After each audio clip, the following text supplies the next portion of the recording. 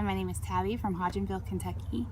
Before I was a Christian, I lived a very self-centered life. I did things to please myself and not really worried about what other people thought. I partied and I drank and all the things that you shouldn't really do anyway. I got married at a really young age because I thought that I was grown and I could handle it. And it turns out 4 months later I was divorced because it was a horrible relationship.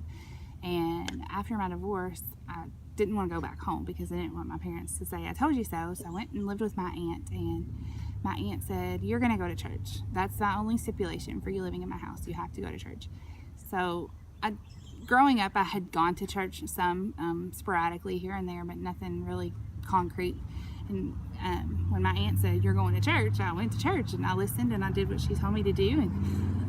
And it was then, at 21 years old, I came to know the Lord as my Savior, and I realized at that moment that was what I was missing in my life. That was the one thing that could complete my life. But as a new Christian, I didn't walk the Christian walk. I still drank on Saturday and went to church on Sunday. I didn't have guidance. I didn't have the knowledge to do the things that I needed to do to change my life in a Christian way. So a year later, I met my husband, and didn't know that he was going to be my husband when I met him.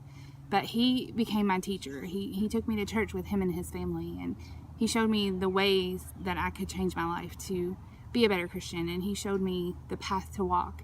And since then, we've married and we have 2 beautiful kids, and my life is so blessed now, all because I know that Jesus is my Savior. And on those days that I'm really struggling, I look to the Lord because I know that that's where my confidence comes from, and that's where my salvation comes from. And without that, I know that my life would not be complete.